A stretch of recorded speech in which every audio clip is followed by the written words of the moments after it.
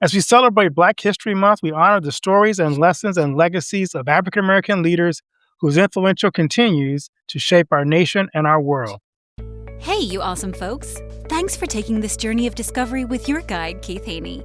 You're listening to the Becoming Bridge Builders podcast, your favorite podcast for everything from racial reconciliation to education innovation, justice reform, and leading change in the 21st century. This podcast is for people who love to be challenged with difficult topics, but want practical solutions to solve these challenging issues.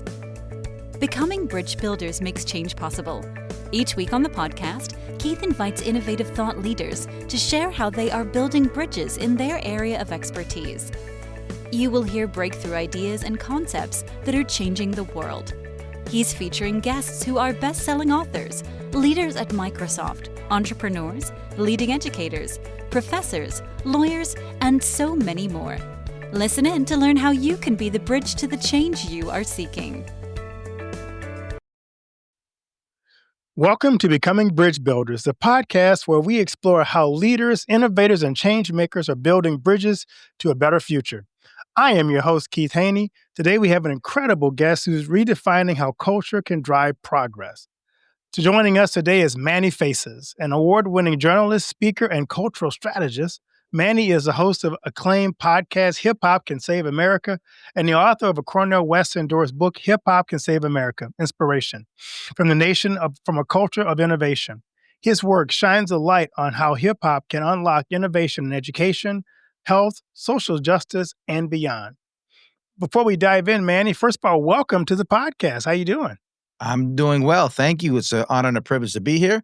And I thank you for inviting me on. I'm doing all right.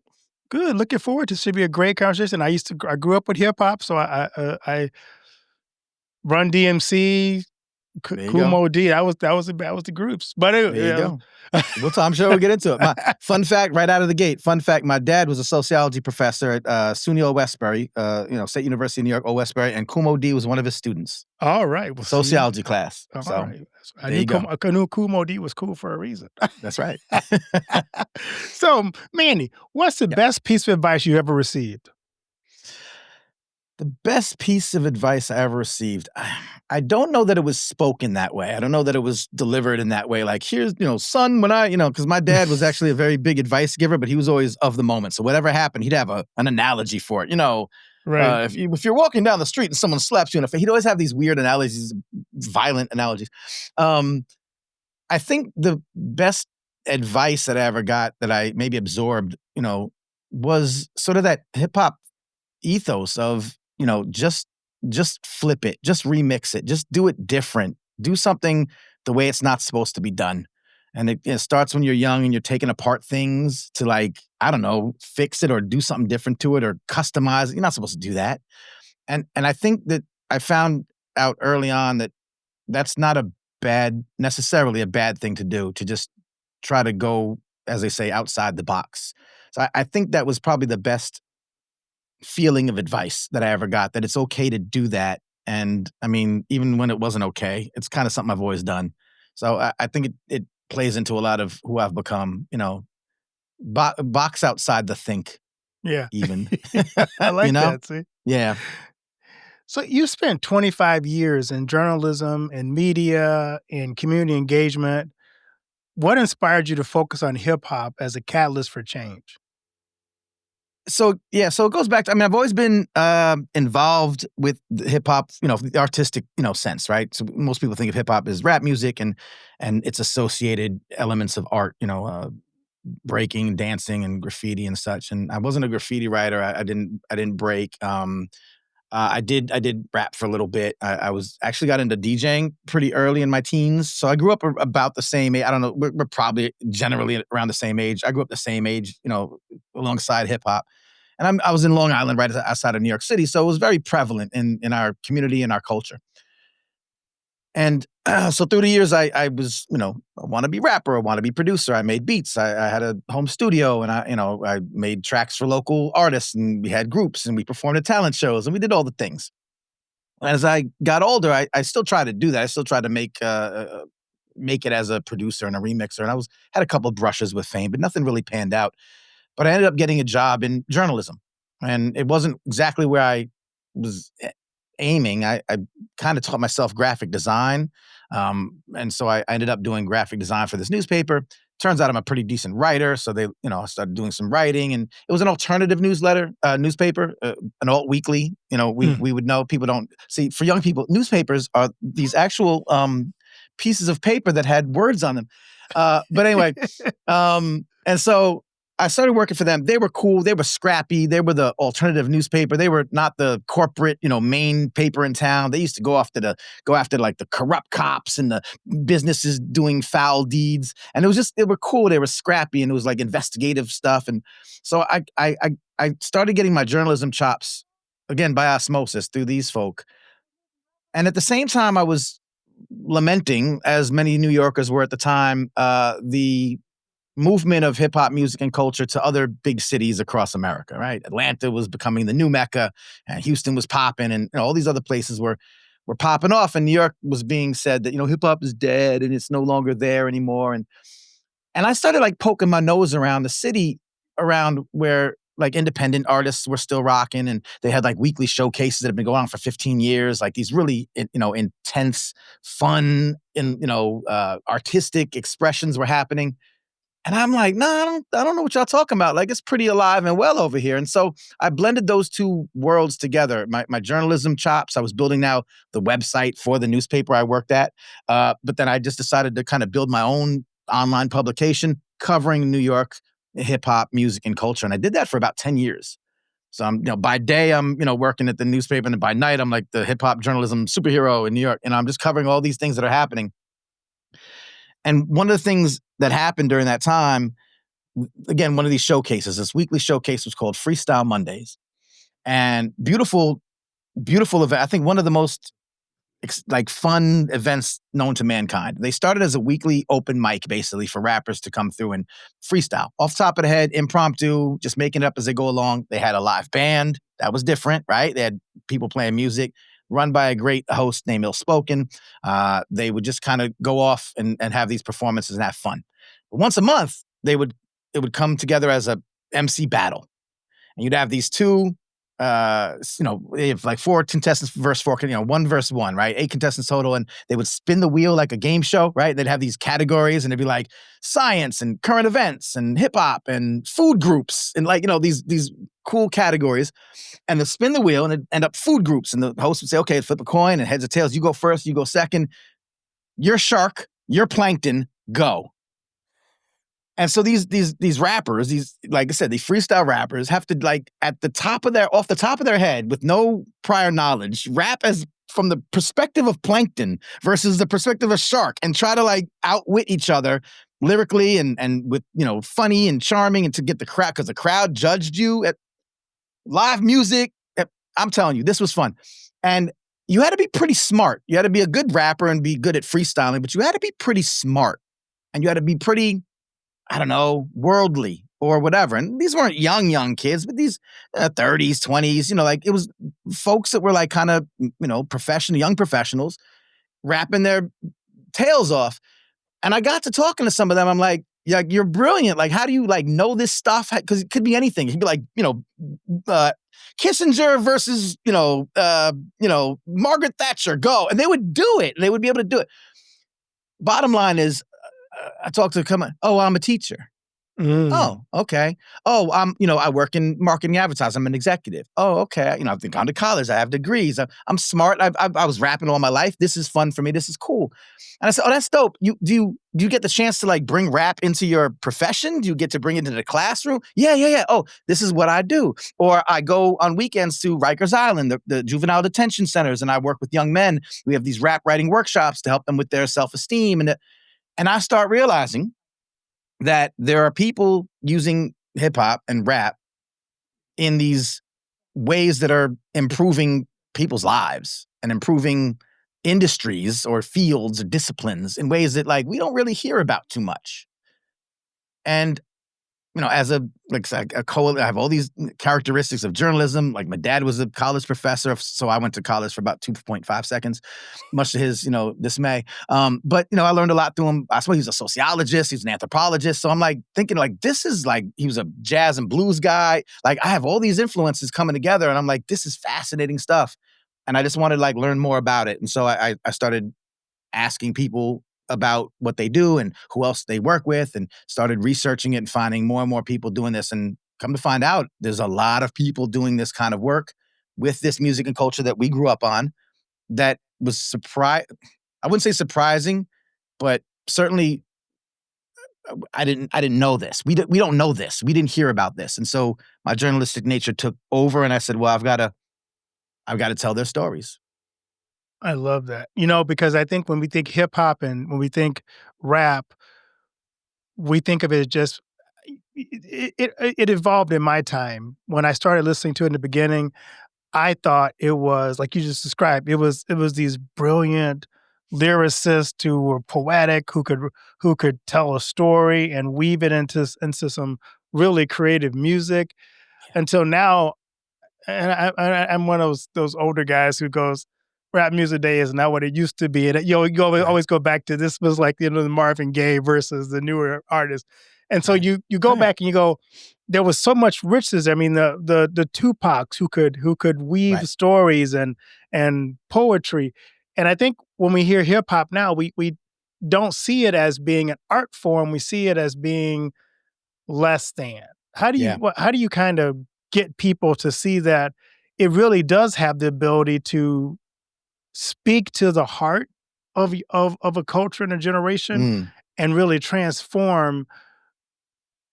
Somebody said like it's like a renaissance. Somebody said if you really want to change the culture of this new generation, if you can turn it into rap music and get into the rap scene, you could really transform and provide a renaissance moment from the kind of the dark ages in some of these places. Yeah. I mean, it's so you allude to it that this always happens, right? With every genre, every generation. We all look back. I said, my dad was a blues and jazz guy, right? So when Kenny G came out, he's like, "This, let me tell you, this is not jazz, bro." Jazz, right? And I'm listening to like Count Basie. I'm listening to the Duke Ellington. Like I know because I already know, but I can see where he gets it from. And of course, rock and roll fans would say this in the classic rock and hip hop. And I think that I want to preface this just by saying this happens to every art form. Once it gets commercialized, now with the black art form in America, we have to be careful because it often gets stolen, and commoditized. And, there's that long history of that in America. I don't know if you know this about America, but they're really bad about that. So there's some of that at play too. But generally speaking, I make the analogy often. I say, listen, we don't all not everyone wants superhero movies. You know what I mean? Like people want like art house films and Sundance type films. They exist. Like just because I'm a Godzilla fan, I love the Godzilla vs. King Kong. I'm just thrilled. I'm like the little kid again. People love Avengers, but I can still watch a documentary. Like they exist. They're still out there. So the first thing to say is that when anything gets kind of commoditized like that, industry, capitalism will say, well, we're going to least common denominator this. We're going to put out the stuff that appeals to the least common denominator.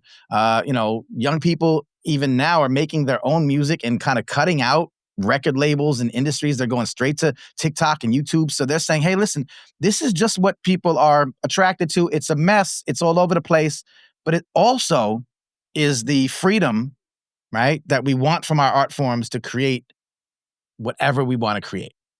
So I look at the industry and how rap music has changed, and I said, well, anything you want from rap, you could still find. So there's that, right? And so if you look, my man Silent Night, who's a great lyricist, a great poet, a great MC, he's been doing stuff for a bunch of years. He used to be on Raucous Records. Like he's still making music. Great music run these last few days. You don't know him. People don't know him, but he's out there making great music. And he also did a hip hop polka just for fun, like for World News Now a couple years ago.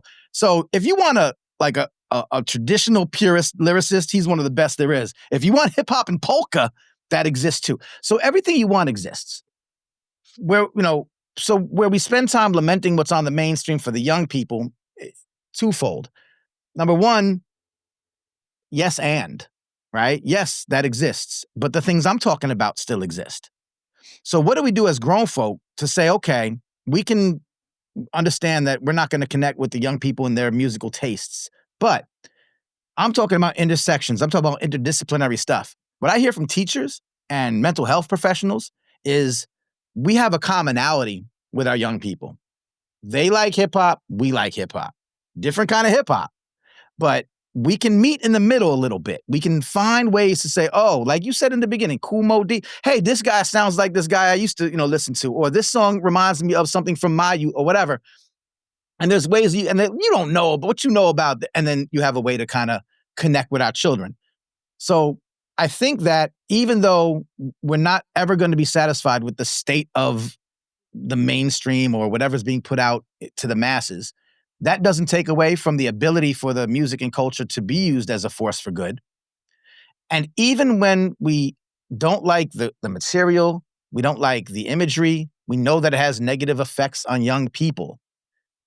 It's telling us something about our young people that if we care about them, we should be tapping into. And I'll just give a quick example. Well, there's two things. One, I like to say, as old heads, we often say, this has been said, and you might know some cats that have said the same thing. And I don't know if people are listening or hip hop fans, but trust me when I say this is a thing. Older hip hop fans will be like, man, we used to rap about selling drugs. All these kids now rap about is taking drugs. Right? Right. Right. And be like, oh, what? This is crazy. Like we were like, and the implication there is that like we were harder. Life was harder. We were hard rocks. This isn't, that's, you got the easy way out. You just sitting getting high all the time. And I can see from like a parent point of view or a pastor point of view, like that's worrisome. Like, why are all our kids rapping about taking drugs? Right. Like I get it. But now listen to the perspective of a hip hop therapist like Dr. Ian Levy, who I talked to, or J.C. Hall, who I talked to, or Jamila Sams, who runs a social and emotional learning program that uses hip hop to work with kids. And they say, well, listen, if our young people are connecting to an artist that rhymes about self-medicating or depression or feeling bad or whatever, I'm not going to look at them as, oh, you soft, your music sucks. I'm going to be like, why do you connect to that message? What is it about their vulnerability? Like we wanted our kids to be able to talk to us about and they're not, they don't talk to us about anything. But when you connect through the music and you ask them questions about the music that they like, they will tell you why they connect to it. They will tell you why they're fearful or why it resonates with them. And so there's lessons to be learned in all of it. If we just look at it from a consumerism point of view, yeah, man, it's bad out there in these, musical streets. Right. But if we use it as like, coming from it the way that I come from it, and then like a lot of people doing this work come from it, it's actually, we may have more of an ability to hear what our young people are thinking and feeling than we ever had before. So with the good comes the bad, maybe. Yeah. I was talking to somebody else about some of the things that the rap scene today has led to. And it was interesting. I was listening to, I think it might've been Ice Cube. Okay. And he was describing that a lot of the artists today are being told what to write because they're trying to sell a certain product to a certain group. Yeah. And he wasn't into that. And like, for example, the thing that stands in my mind was, the prison complex, owners of the prison complex are the ones who are controlling rap music to get kids to get engaged in activities that lead to the prison, feeding the prison complex. I like the fact that you're talking about how do you take rap to transform a classroom, transform a culture, and make progress in the lives of our young people, but also hearing from them where their hurts, where their insecurities, their vulnerabilities.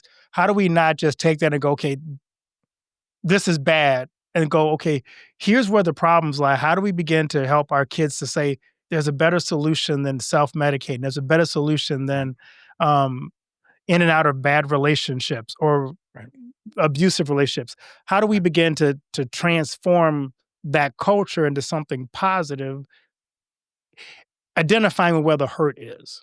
Yeah. Yeah. It gives you, not only does it give you the ability to identify it, but it gives you the tools to fix it. Right. To address it. I say fix it. Fix it is lofty, but Right. I say fix it, but at least address it, at least alleviate it. And again, this isn't theoretical. When I come to you now, sir, I've been doing this for 10 years talking to people. I wrote a book about it. I've been doing the podcast since 2017. I'll give you 50 not today because we'd be here all day, but I'll give you an example. Dr. Ian Levy, who I mentioned, was the 2016 school counselor of the year from New York State or New York City, whatever. He was in New York. White guy, Jewish guy, brilliant guy, but went through the clinical training, did all the things. He's a school counselor. He's certified. He does all the things, but he raps and he's from hip hop. And he goes into the school and he says, I gotta find a way to get these kids to engage. I'm their counselor. I see that they're dealing with trauma. I'm in the Bronx. I think he was in the Bronx. It was like a rough neighborhood. It was all the things, all the cliche things, inner city, troubled, at risk, all the euphemisms. And he says, man, I know that when I was young, I would, write raps and that would help me kind of get through my trauma. Maybe my trauma wasn't their trauma, but trauma nonetheless, right? And he says, I'm a certified counselor. I know that's important, getting it on paper or just. So he starts talking to the kids and he says, hey, listen, maybe we can we can make some music. And they're like, everyone's into oh yeah, everyone wants, oh yeah, okay, we'll do that, Dr. Levy. Yeah, okay. So at first he starts out by he has to bring his equipment because there's nothing in the school that has this. The school's not set up for this. And he asks the school, he goes, hey, can I do a little session where we do a little rap writing session or beat making or something like that? And they were like, I mean, I guess, because they're skeptical. They're like, rap in the school? No, no, that's the worst. He convinces them and they say, yeah, but you got to do it after school or you got to do it during lunch. And he's like, well, who wants to spend their lunch, extra time with my counselor? But anyway, so he sets it up. He starts traveling. He goes to the schools. He brings his equipment in a bag. He was telling me in the interview.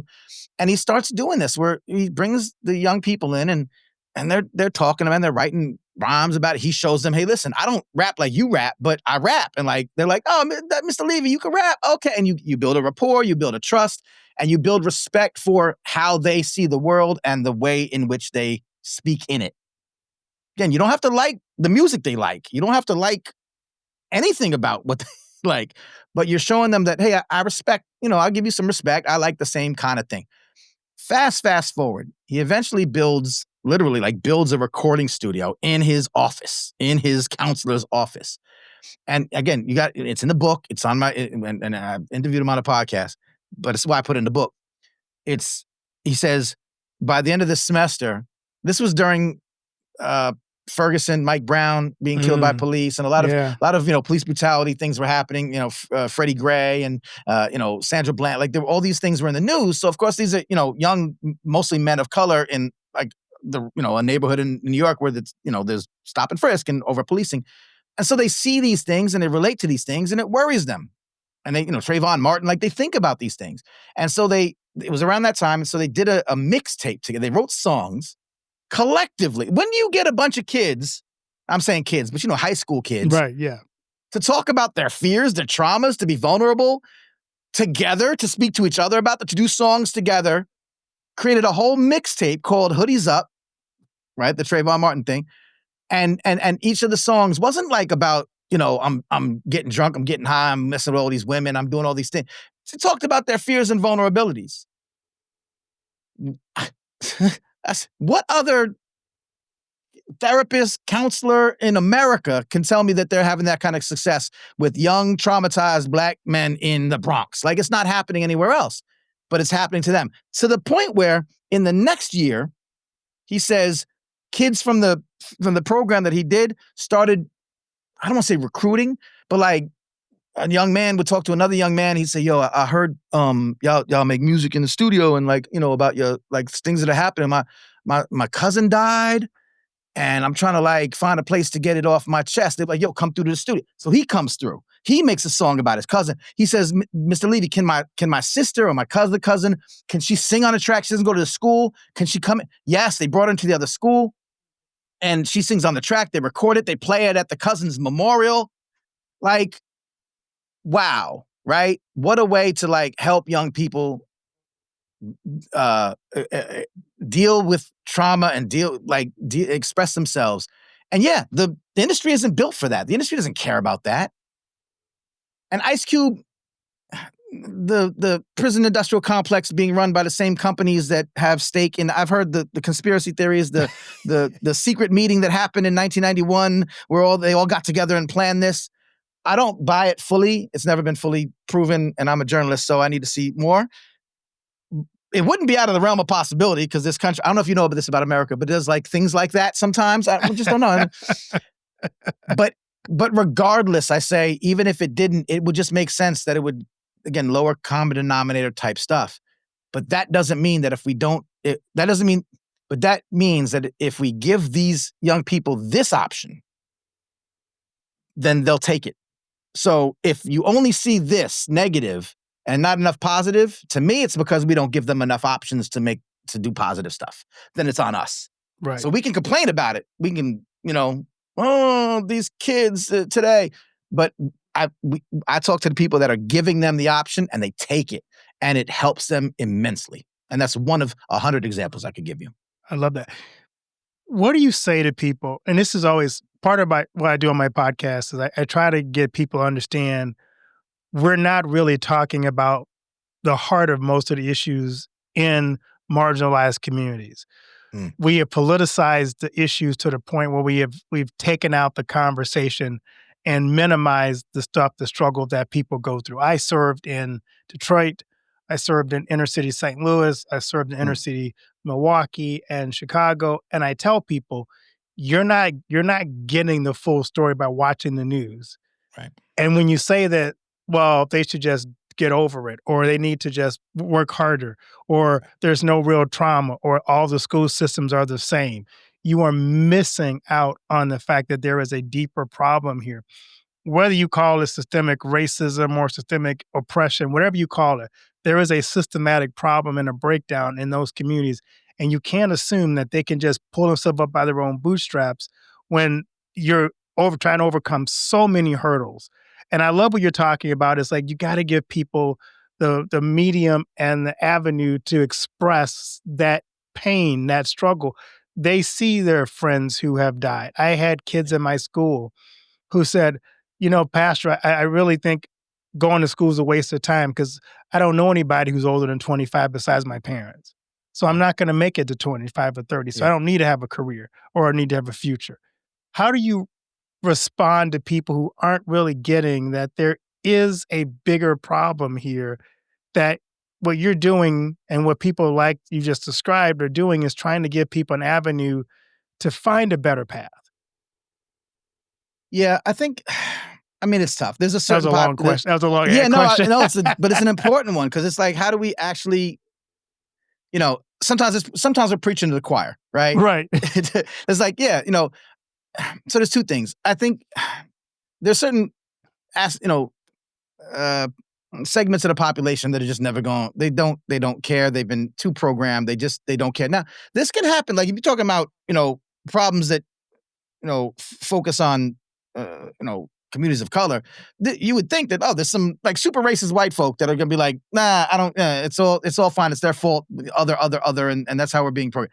There's also people, that are from those communities that have also kind of been jaded and, and think the same thing, identity politics, blah, blah, blah. Right. So I think there's a fringe that are just not gonna, ever get it. And sometimes they're the loudest voices. And so when we want to fight these battles, we feel like we have to be just as loud as them. And we're loud and we go back and forth, but they're literally never going to change. And sometimes they go at each other. And then if you think about like their perspectives, sometimes they're really on the same side going against everyone in the middle. Right. Right. So I do think that, of course, the majority of people are decent in their heart of hearts. I think that it's a lot of forgive them, Father, for they know not what they do. And just not having been exposed, right, to the other side. I don't always fall for the meet them where they are kind of thing. It's a, the quote, it's often attributed to James Baldwin, but it's not James Baldwin. I forget the man who said the quote, but it basically says, we don't have to agree to disagree if your perspective is that you want the destruction of my people, right? Right. Yeah. So there's some, like, we don't have to go that far to say, kumbaya, we can meet in the middle. But I go back to Dr. Bettina Love, and she's a brilliant educator and author, and she was the first. She did a great TED talk about the characteristics in hip hop that exist inherently by folks that do hip hop. Right? We don't know that we have improvisational skills, social and emotional intelligence, because we rock in ciphers, we rock in those circles of and we all take turns, but no one raises their hand to get in the middle. Like, we just know when to go, and we kind of respect this thing, this organic thing. That's social and emotional intelligence. And she says, when we try to bring hip hop into the schools and they're like, oh God, no, we don't want that nonsense. She goes, oh no, wait, we want to train them in social and emotional intelligence. And you say the buzzword and their ears perk up. They go, oh, wait, that's the buzzword that we know. So there's a lot of translation that has to happen, is what I'm saying. So to get people to understand that those problems exist, I mean, you have to be able to show them, right? Obviously, if they're watching a particular news channel and that's all they watch, they're just not going to get these things.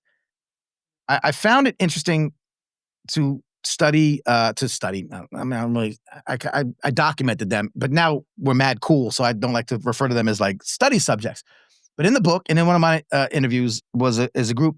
They're a bluegrass hip hop band. Interesting. Okay, they're named Gangsta Grass. Now on paper, this could go either way. This sounds crazy. I get it. They're actually really good. And I talked to them, and I interviewed them, and I found them. Now, fans will know that there was a few instances. I mean, we have had like Old Town Road, this kind of like mashup of country and hip hop, and we had this disastrous one a few years ago called "Accidental Racist" by LL Cool J and Brad Paisley. And so again, you could look at this and be like, oh, it could be cute and kitschy, or it could be horribly tone deaf. Old Town Road, Accidental Racist. And I said, let me check these guys out. And they're really, really, really, really good. And I say this as a rap fan. I'm not a bluegrass fan. I could care less. But I also respect music, right? And I saw them perform. And what I learned was they have some of the best bluegrass musicians around. Like, these guys they're not half-assing it. They're not, they're actually very talented, very true to their genre. They're from this culture. The rappers aren't these corporate rappers, pop rappers, like trying to, let's do a little blend. They're from Philadelphia, Our Son the Voice, and Dolio the Sleuth, right? Our Son the Voice of Reason, and Dolio the Sleuth. They're spitters. They rap. They rappity rap, and they're from Philly. Like, they're not, They're not from Boise, what you're saying. They're not from Boise. No disrespect to Boise. No disrespect to Boise. Right. No shade. Respectfully. But they could spit. You put them together, they both they're masters of their craft, and they both respect that about each other. We want to be the best in our, and we want to put this together as the best, most respectful blend. What's even better is that the rappers, they rap about oppression. They rap about racism. They rap about like all the ills of this country that, we're still trying to shake. And the bluegrass musicians are playing their butts off. And they're like, yeah, hell yeah, because we're really this blend. We're really respectful of each other's, backgrounds. And they go, and I saw them perform in Brooklyn. And I'm like, yeah, all right, y'all are good, but these hipsters, they're not really, rednecks. Like, it's not, you're not in danger here. It's Brooklyn. And they said, no, we play in Kentucky. We play at the bluegrass festivals. We play in the hills. We play in Appalachia. We out there. And I said, and you don't change your lyrics? You don't change? He said, nah, man, we come right at them. And I said, that's fascinating. I said, tell me more. And they say, well, basically we get there, and I'm not going to say that like outright racist is going to come into the show, and then at the end of the show be like, I love black people now. Like, no, it's like, doesn't happen like that. But those people in the middle, right? The not the fringe, the people who are open-minded, who don't get exposed to some of these thoughts, right? And some of these, like you said, these concepts, these issues that are happening that are pervasive around the country. Here's a way we can sneak, I don't say sneak it in, but hip hop does that. We've gotten to them. And they'll tell me, they like, in all of the times that they play hundreds of shows. They've been at Red Rock. They've done all the shows. And they said there's like one or two, maybe two, but one where someone they walked on the stage and some guy was like, nope, hell no, that's not for me, and walked out. That was it. Other than that, people stay, they listen, they dance, they're into it, and they're hearing them. My friends are very articulate on the mic. They this not mumble rap. We're talking about, old school, like they spit. And you get these audiences that, if nothing else, they listen. And they heard some things today that maybe they didn't get exposed to yesterday. And I've been to a show out here. I'm in Georgia. I think it was in Georgia, but it was like Sticks, Georgia. It wasn't Atlanta, Georgia. And the crowd was representative of the bluegrass side of things, which is not the normal crowd that I associate with, but all good. I fit in well because of how I look, but not with that New York hat on. Though. Yeah, well, that's probably true. That always gives it away. They looked at me and said, "He not like us," But I could see that that's real. It's real. They enjoyed it. They paid attention. And I'm not saying that you're changing someone's mind overnight. It's not magic. But hip hop found a way to do what cable news, when we'll have someone on this side and have someone on this side, and that doesn't do it. They don't actually convince anyone. They don't change hearts and minds. Hip hop found a way to do that. And so all I'm saying is, when the mantra of hip hop can save America, it's ridiculously lofty. But all I'm saying is that I've seen hip hop have these unique, these characteristics that are unique to it, that have done things that I can't see happening anywhere else. The young people in the therapy and the, prejudiced rednecks. I guess redneck is probably derogatory, but they take pride in it. There's no offense. It's respectfully. Like, all of a sudden, listening to some rappers talk about some pretty heavy topics, but they did it in a way that they could tell it's real, recognized real, right? They're like, they're playing our music. They're respecting us. So maybe we can respect what they're saying. And I see it happen. So it's just one tiny example of maybe a way. And it doesn't have to be rap. A lot of people say, hip hop saves America, we're going to rap our way through. No, but it's this mentality. It's the audacity of saying we can blend bluegrass and hip hop. It goes back to your first question. What was the best piece of advice? Do the unthinkable. Put things together that aren't supposed to be together. So yeah, it could be bluegrass and hip hop. Maybe it's just the way of thinking like that and saying we can start a program for young, kids of color to learn bluegrass. Like, it doesn't have to be rap, hip hop. It's just the thinking, the remix mentality that hip hoppers naturally have. And that's what I see as potential solutions to some of these issues. I love it. I could talk to you all day, but I want to ask you my other favorite question as we kind of wrap things up. What do you want your legacy to be? I mean, I'd like a statue. Like, no, I'm just kidding. Down in Brooklyn? Yeah, I take it in Brooklyn. Probably Long Island. I'm a Long Island guy. People. It's like when they say I'm from Atlanta, but you live in Marietta. You're not really Atlanta. It's like people get us. I'm from Long Island. It's New York, but I don't. You don't live in Buckhead? Yeah, right. Buckhead. Oh man, they were like, damn. Legacy's crazy. I have I have an enormous assortment of children. So my legacy is them just by default. And I want them to, do wonderful things. And they're actually all wonderful. I'm very, I got 6 kids and that's a lot. And like one of them is probably going to be bad, right? That's just the law of averages. They're all really good. My youngest is the best, baby girl faces, who's now 10. She's the best. And people say, don't say that to the rest of the kids, like that they'll feel some type of way. But they kind of agree. They all kind of know she's the best. So my legacy is my children, and they're making me very proud every day. However, my life's work has now become this. And so and you'll hear that I think I spoke a lot more during this interview about other people than myself. And I am very vain, and I want to be the voice of it all, but only to amplify other people, only to amplify. I often say to the folks who are doing this work, who I've mentioned a few, and like the bunch are in the book, and I have 100 episodes that I've interviewed people. That they do so much. They're doing the work, man. They're doing the work. They don't have time to market themselves or amplify their own selves. They do the work. They're the real heroes. They all love hip hop. They love our children. They want equality and equity. I often say that all of these things that we talk about will definitely help, communities of color, marginalized communities that have been traditionally undersourced and underloved and under-resourced.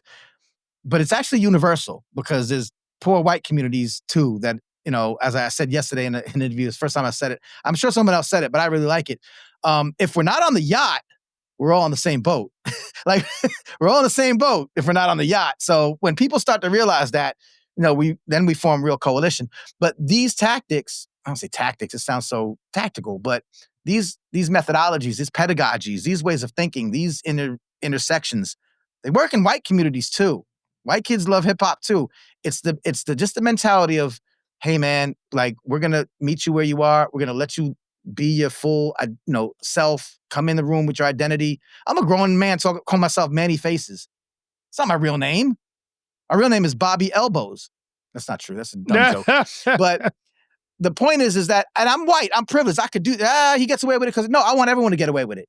And I've given away some of my privilege by calling myself Manny Faces. So what I'm saying is that if we put all this into like this holistic view, I just want to tell the story of the people that are doing this work so that their legacy gets amplified because they are saving lives, positively uplifting communities and livelihoods and society. And they're just not, they don't quite get the credit. And there's too many people out here that if I say hip hop, can fix this, they're going to have a negative reaction. It's going to be automatic. It's just, I want it to get to the point where when I say that, it's default. You already know. The legacy is that these folks' works will not be in vain.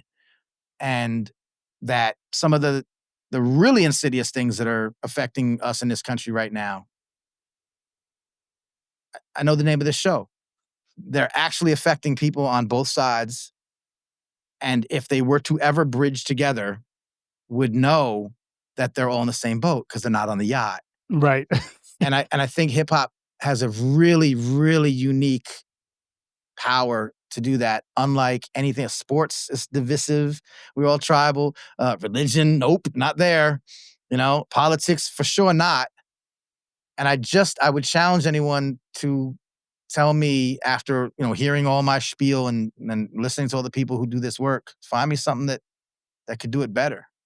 And if you can't, then let's put all our eggs in this basket because time's running out. I love it.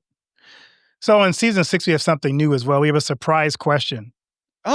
Pick a number between 1 and 8 for your surprise question. 4. Okay. Would you rather have unlimited sushi for life or unlimited tacos for life?